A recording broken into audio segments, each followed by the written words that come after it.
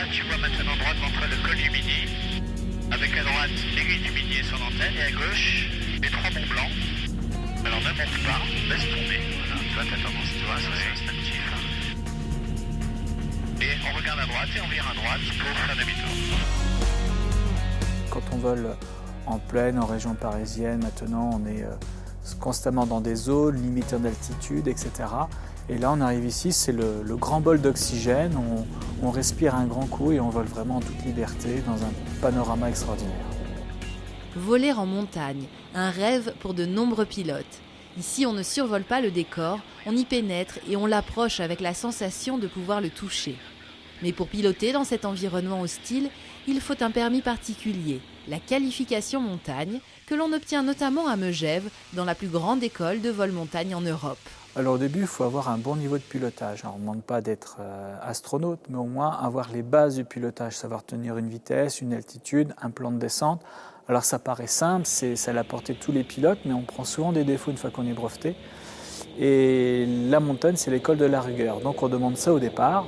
Bien souvent, on réapprend aux gens à piloter.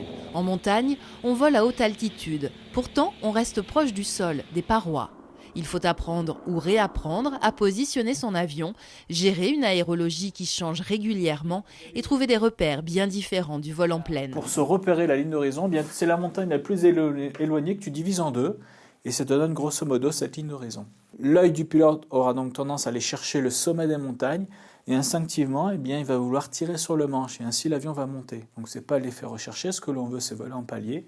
Donc il va falloir se forcer à démasquer cette ligne d'horizon qui est donc cachée par ces montagnes et voler sans tirer sur ce manche. Moi j'aime bien tout ce qui est compliqué.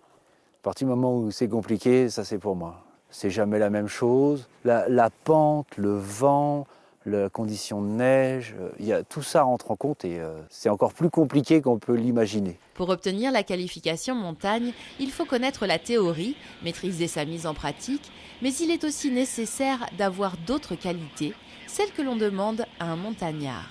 Il faut être humble. Ça, c'est l'une des mamelles du vol en montagne. C'est aussi valable dans toutes sortes d'aviation, mais surtout l'humilité, c'est important. Savoir renoncer, c'est pas facile, mais c'est une qualité première qu'il faut avoir lorsqu'on pratique le vol montagne.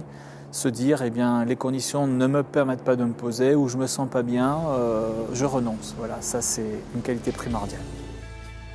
Le vol montagne se pratique toute l'année, avec une particularité en hiver, celle de devoir décoller ou se poser sur un altiport comme celui de Megève recouvert de neige. L'avion possède alors des skis, un équipement qui lui permet aussi de se poser sur des glaciers.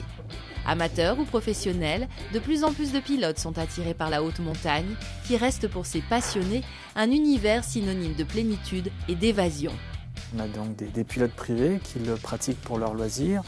On a aussi des pilotes de ligne qui viennent régulièrement faire ce genre d'activité parce qu'aujourd'hui le pilote de ligne gère plus un système que pilote un avion et finalement piloter un avion avec cette exigence de la montagne c'est un retour aux sources, donc ça c'est intéressant. C'est à la fois professionnel et à la fois ludique, mais ce qui ressort, le point commun, c'est toujours cette perfection.